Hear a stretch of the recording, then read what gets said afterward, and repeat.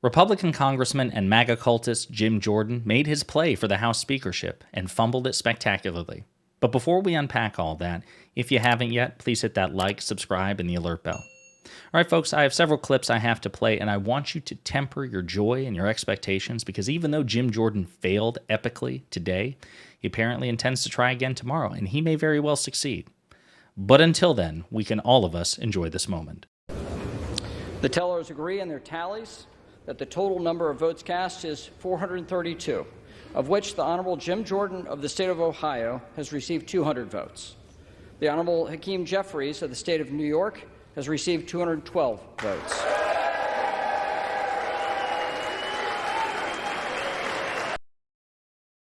Yeah, you heard it right. Somebody with a straight face referred to Jim Jordan as the Honorable Congressman, the Honorable Jim Jordan, the Honorable Gentleman.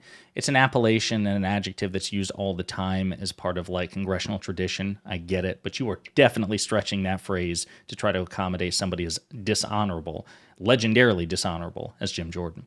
But you also heard right. He received 12 fewer votes than the Democratic leader, Hakeem Jeffries. And so, yeah, this first attempt by Jim Jordan ended in abject, humiliating failure.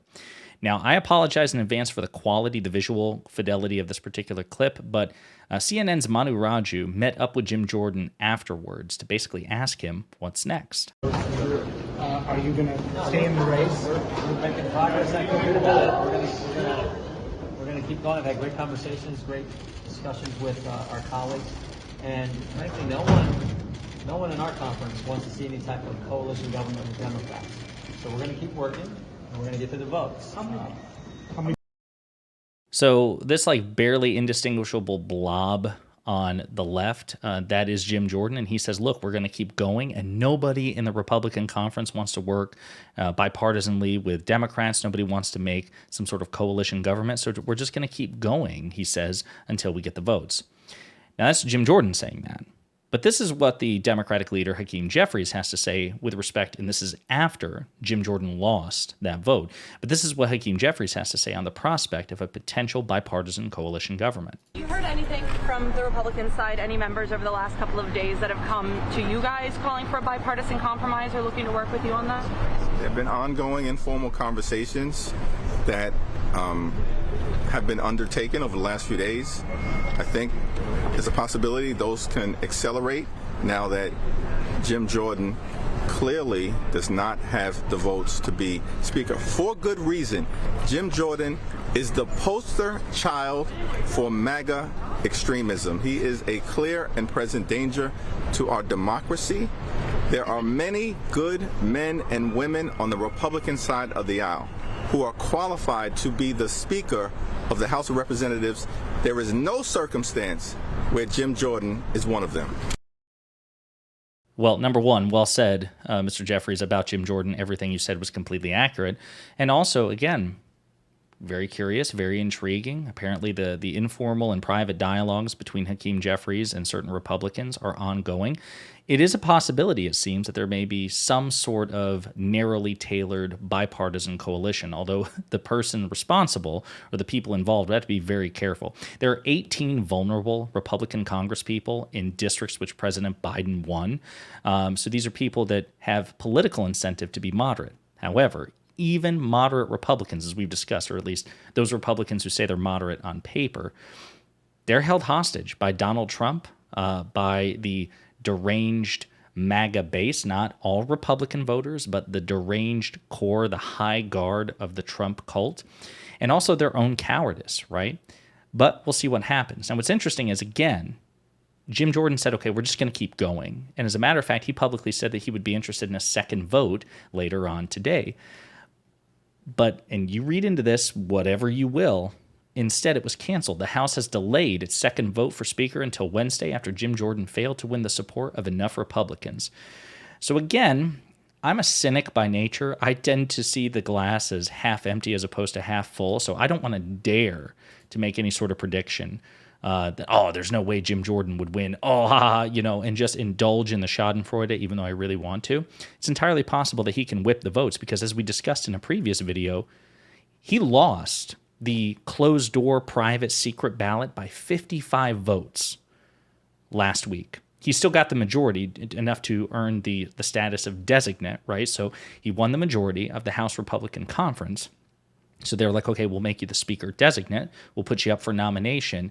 And then you have to win the full floor vote.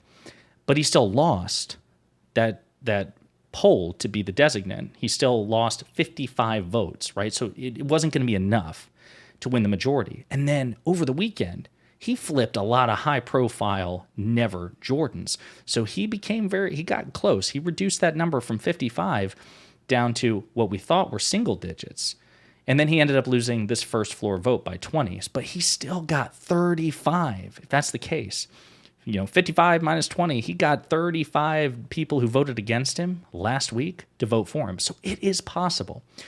On the other hand, you have Republican Congressman and Freedom Caucus member, a far-right Republican, Ken Buck, who we've discussed in a previous video, somebody I'm very much intrigued by.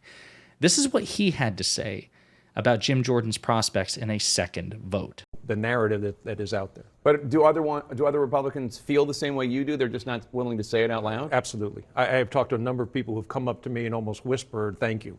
And I know. Whispered? Yes. No, there is. Why are they so? I don't understand. What are they afraid of? Well, the Republicans who are going to vote against Jim Jordan on the second ballot, which will be more Republicans. More. Absolutely. Want the cover of saying, I voted for Jim Jordan, but now it's time to move on.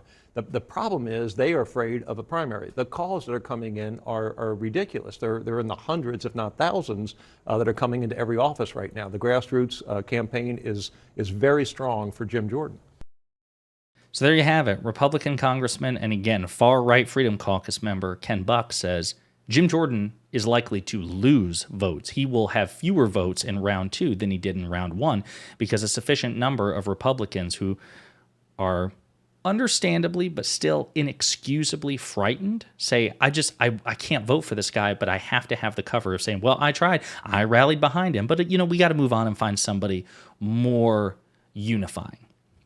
Again, take it for what it's worth. Republicans say one thing and do another all the time, so I would take everything with a grain of salt, and it's entirely possible that Ken Buck means what he says, but perhaps he has the wrong information, or perhaps the people who told him that they would do X end up doing Y when push comes to shove. Regardless, the odds are not looking great for Jim Jordan or as good as we feared they would be yesterday. And again, he had the public humiliation of being a Trump-endorsed MAGA Republican who marched into the House, and got fewer votes than the Democratic leader, even though his party is in the majority. So anyway, it's hilarious. Nothing will ever change that. And we will wait again with bated breath for tomorrow.